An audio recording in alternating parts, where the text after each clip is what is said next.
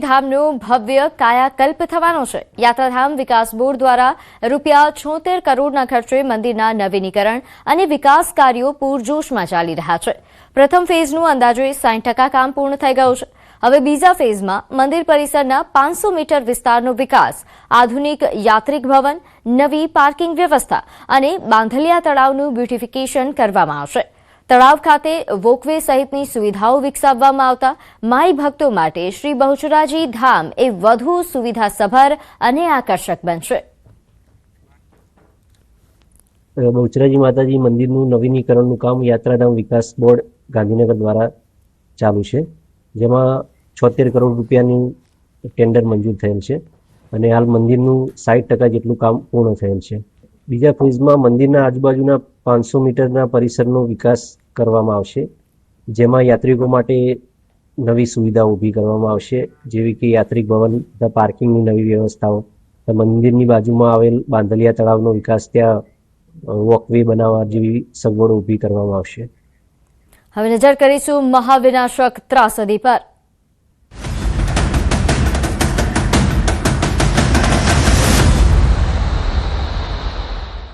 તો નેપાળમાં વિનાશક પૂરે મહાવિનાશ વેર્યો છે। અત્યાર સુધીમાં 500થી વધુ લોકોના મોત। નેપાળમાં વિનાશક પૂરે તબાહી મચાવી દીધી છે। અત્યાર સુધીમાં 538 લોકોના મોતના આંકડાઓ સામે આવ્યા છે, જેમાં 178 જેટલા ભારતીયોનું રેસ્ક્યુ કરાયા હોવાની પણ વિગતો પ્રાપ્ત થઈ રહી છે। 72 દેશોના અંદાજે 600 વિદેશી પર્યટકો હજુ પણ ગુમ છે। 290 ભારતીયોનો સંપર્ક થઈ શક્યો નથી તેવી પણ માહિતી બહાર આવી છે। 47.5 ટન રાહત સામગ્રી નેપાળ પર મોકલાઈ છે। ભારત દ્વારા રાહત મોકલવામાં આવી રહી છે। નેપાળને સતત મદદ કરવામાં આવી રહી છે। રાહત સામગ્રી સાથે ત્રીજું વિમાન નેપાળ જશે। ચીનમાં 400 ભારતીયોના સંપર્કમાં હોવાનું પણ જાણવા મળી રહ્યું છે। એમઈએ દ્વારા માહિતી બહાર પાડવામાં આવી છે। ગુજરાતના 24 લોકો પણ સંપર્ક વિહોણા હોવાનું જાણવા મળ્યું।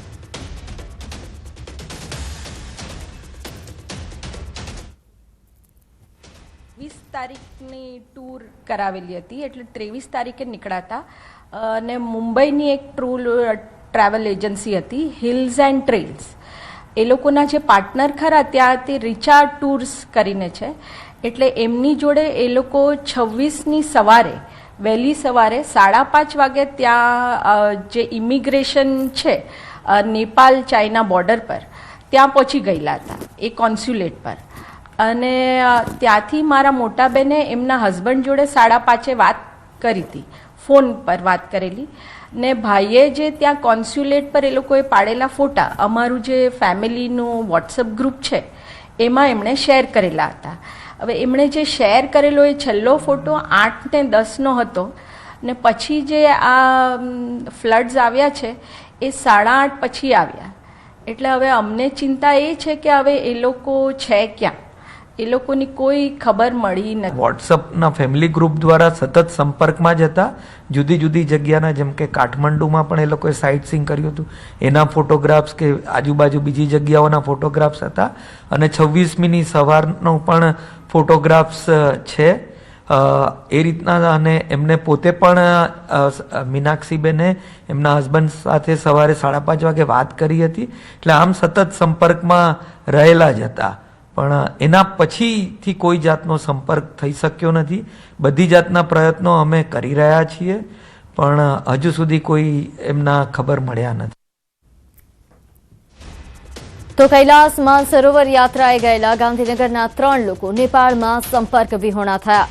મૂળ ગાંધીનગરના અને અમેરિકાના નાગરિક અમિતાબેન આમિના, તેજલબેન પટેલ અને જીતેન્દ્રભાઈ પટેલ 22 ઓગસ્ટે કૈલાસ માનસરોવર યાત્રા માટે નીકળ્યા હતા। 25 ઓગસ્ટે નેપાળ ફ્રેન્ડશીપ બ્રિજ પરથી પરિવાર સાથે તેમની છેલ્લી વાત થઈ હતી, જે ફ્લેશ ફ્લડ આવ્યાના આશરે 1 કલાક પહેલા થઈ હતી। ત્યારબાદ ત્રણેયનો પરિવાર સાથે સંપર્ક નથી થઈ શક્યો। દહેગામના પરિવારજનોએ સ્ટેટ ઇમરજન્સી ઓપરેશન સેન્ટરની હેલ્પલાઇન તેમજ ગાંધીનગર જિલ્લા કલેક્ટર કંટ્રોલ રૂમને જાણ કરી છે અને સ્થાનિક પ્રશાસન સાથે પણ સંપર્કમાં છે। હાલ પરિવારજનોમાં ચિંતા વ્યાપી છે અને ત્રણેય સહી સલામત હોવાની આશા વ્યક્ત કરવામાં આવી રહી છે। આ હોનારતના કારણે તેઓ મળી આવેલ નથી। અમે ગુજરાત સરકારના જે ટોલ ફ્રી નંબર છે 1077 ઉપર, તેના ઉપર અમે આખી જાણકારી શેર કરી. ગુજરાત ગવર્મેન્ટ તરફથી બહુ જ સારો પ્રતિસાદ મળી રહ્યો છે. ગાંધીનગર કલેક્ટર શ્રી દ્વારા બી અમને સંપર્ક કરવામાં આવ્યો અને અમે લોકોએ જે આગળની કોઈ બી એમની માહિતી હતી, છેલ્લે તે લોકો અમારી સાથે જ્યારે બી વાત થઈ ત્યારે ફ્રેન્ડશિપ બ્રિજ ઉપર હતા અને એના પછી કોઈ જ વાત સંપર્ક થઈ શક્યો નથી. તો જાફરાબાદના ખંડેરા હનુમાન મંદિરના પૂજારી ગોમતી બાપુ સંપર્ક વિહોણા છે. અયોધ્યા યાત્રાએ ગયેલા ગોમતી બાપુ નેપાળ જવાના હતા અને હાલ તેઓ સંપર્ક વિહોણા થયા છે. 10 તારીખથી તેમનો કોઈ જ સંપર્ક નથી. અમદાવાદથી ટ્રેન દ્વારા અયોધ્યા ગયા હતા અને ત્યારબાદ નેપાળ જવાનું જણાવ્યું હતું. સુલતાનપુર આશ્રમથી સાધુ સંતો સાથે નેપાળ દર્શન માટે ગયા હોવાની માહિતી પણ મળી આવી છે. હાલ તપાસ હાથ ધરાઈ છે. પેલા જ્યારે અહીંથી સેવકગણને બધીને કઈ નીકળ્યા હતા કે નેપાળ પ્રવાસે હું જવાનો છું, ત્યારે ભાવનગરથી ટ્રેનમાં અયોધ્યા ગયા હતા. અયોધ્યાથી સેવક સમુદાય બધા ભેગા થઈના મહંતો સાથે અને નેપાળ પ્રવાસે નીકળ્યા હતા. ત્યારે કોન્ટેક્ટ થયો હતો. ત્યાર પછી અમારે કઈ કામ વગર ફોન નથી કર્યો. અત્યારે હાલ અમે સંપર્ક કરવા માંગીએ છીએ પણ સંપર્ક થતો નથી. તો નેપાળમાં આવેલા વિનાશકપુરની દુર્ઘટના બાદ લાપતા થયેલા ગુજરાતી પ્રવાસીઓના પરિવારજનોની ચિંતા સતત વધી રહી છે.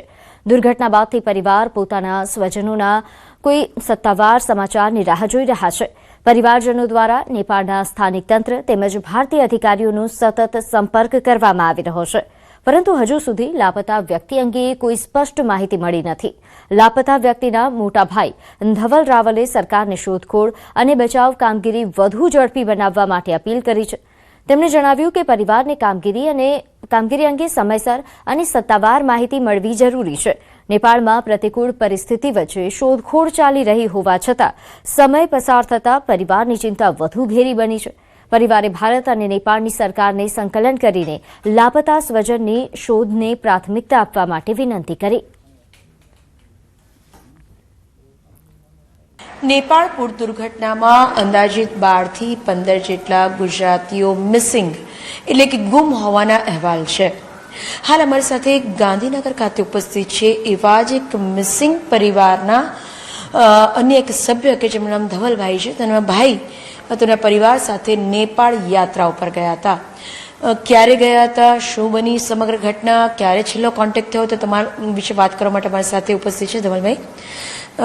ધવલભાઈ, ઈશ્વર કરે કે સારા સમાચાર આપની પાસે ફરી પહોંચે, પણ અત્યારે જે મિસિંગ છે તો ક્યારે ગયા હતા ને શું બન્યું ખરેખર? આખી ઘટનાક્રમ આપના પરિવાર સાથે શું બન્યું? એકચ્યુઅલમાં એ ઓસ્ટ્રેલિયા રહે છે અને ઓસ્ટ્રેલિયાથી એનું ફ્રેન્ડ સર્કલ કૈલાસ માનસરોવરની યાત્રા માટે 1 વીક પહેલાં આવ્યા હતા. છેલ્લે ચંડીગઢથી પશુપતિનાથના દર્શન થયા પછી લાસ્ટ પરમ દિવસે સાંજે મારે આ જ ટાઈમે 6:30 થી 7ની વચ્ચે ત્યાંના વાતાવરણ વિશે, હોટલ વિશે વાત થઈ. કાલે સવારે કૈલાસ માનસરોવરની યાત્રાનો પ્રારંભ હતો. લાસ્ટ સંપર્ક થયો તો એ વખતે વાત થઈ હતી કે હવે આગળ ચાઇનાની બોર્ડર ઉપર જ્યારે હોટલમાં કે એમાં રોકાઈશું ત્યારે વાઈફાઈથી કોન્ટેક્ટ કરીને વિડીયો કોલ કે પછી કોઈક વોટ્સએપ કોલિંગ ઉપર વાતચીત થશે. એ પછી એ કોઈ પ્રકારનો સંપર્ક થયો નથી. અમે ઘણા સંપર્ક કરવાનો ટ્રાય કર્યો. એની સાથે એના ખાસ 2 મિત્રો હતા, પ્લસ ટૂરની અંદર 26 થી 30 જણ એ જ ટૂરની સાથે જઈ રહ્યા હતા. જે ટૂર્સનું નામ હતું કૈલાસ. ત્યાં એ લોકોનો કોઈ જ પ્રકારનો કોન્ટેક્ટ થઈ નથી શક્યો. જે ટૂરમાં ગયા હતા એ ટૂરનું નામ હતું કૈલાસ શરણી કરીને હતું. એ જ એમની સાથે કાલે વાત થઈ હતી ત્યારે એમની સાથે લોકલ જે નેપાળના માણસ 5 હતા એમનો પણ કોન્ટેક્ટ કરવાનો ટૂર ઓપરેટરે કર્યું હતું, પણ એ લોકોનો પણ જે 26 થી 30 લોકો હતા સાથે એ લોકોનો પણ કોઈ કોન્ટેક્ટ થયું નથી હજી સુધી. આ હતા ભાવિન રાવલના બ્રધર, મોટા બ્રધર, જેમનું નામ છે ધવલ રાવલ. આંખમાં આંસુ આવતા પારણે તેઓ રોકી રહ્યા છે, પરંતુ તે સ્પષ્ટ વંચાઈ રહ્યું છે કે એક વેદના છે કે કોઈ એક રિંગ આવે અને સામેના છેડેથી એવું કહે કે મને હેપી બર્થડે વિશ કેમ ના કર્યું મોટાભાઈ. કદાચ એવી આશા એમને છે અને એ આશા એમની જીવંત રહે અને એમને એવો કોલ નેપાળથી આવે એવી આપણે પણ આશા રાખીએ. તમામ ખબર આપના સુધી પહોંચાડવાની, પળની જાણકારી આપના સુધી પહોંચાડવાની. તો નેપાળ દુર્ઘટના વિશેની પળની જાણકારી પણ આપણે પહોંચાડતા રહીશું. અને ધવલભાઈને ન્યૂઝ 18 તરફથી આશ્વાસન આપીએ કે એક વખત કાલે આવે, પરમ દિવસે આવે, પણ બ્રધરનો ફોન જરૂર આવશે અને કદાચ ઠપકો આપશે કે ભાઈ તે મને બર્થડે વિશ કેમ ના કર્યો. કેમેરા પર્સન હિતેશ પ્રજાપતિ સાથે ગીતા મહેતા, ન્યૂઝ 18 ગુજરાતી, ગાંધીનગર. આગળ વાત કરીએ પોરબંદરમાં શરણાઈ વાદક વૃદ્ધનું અપહરણ કરી બેરહેમીથી ઢોર માર મરાયો. માથાભારે શખ્સની ગુંડાગીરી સામે આવી છતાં પોલીસ ફરિયાદ ન નોંધાતા રોષ વ્યાપી ગયો છે. વિસાવાડા ગામે આ ઘટના બની હતી, જ્યાં પ્રસંગમાં શરણાઈ વગાડવા ગયેલા વૃદ્ધનું બાઇક પર અપહરણ કરાયું. નામચીન આરોપી અનિલ ઉર્ફે ખોડા કેશવાલા અને તેના સાગરીતે તેમને અવાવરૂ જગ્યાએ લઈ જઈ માર માર્યો. આરોપી સામે અગાઉ પણ મારામારી અને પ્રોહિબિશનના અનેક ગુના નોંધાયેલા છે. ગંભીર રીતે ઇજાગ્રસ્ત વૃદ્ધ હાલ હોસ્પિટલમાં સારવાર હેઠળ છે. આવી ગંભીર ઘટના છતાં મિયાણી મરીન પોલીસે હજુ ગુનો ન નોંધતા તંત્રની કામગીરી સામે પણ સવાલો ઉઠી રહ્યા છે. નાળો પકડી ગળામાં ને મોટરસાઇકલમાં બેહાડીને મને ખોડિયાલમાં મંદિર છે ને ત્યાં આડો રસ્તો ફાટે એમાં જંગલ જ છે. ત્યાં જંગલમાં ત્યાં લઈ ગયા મને, ત્યાં મને મારવા માંડ્યા ને કે તને મારી નાખવું હોય કે. તો વડોદરાના માણેજા ક્રોસિંગથી જાંબુઆ માર્ગે અકસ્માતની ઘટના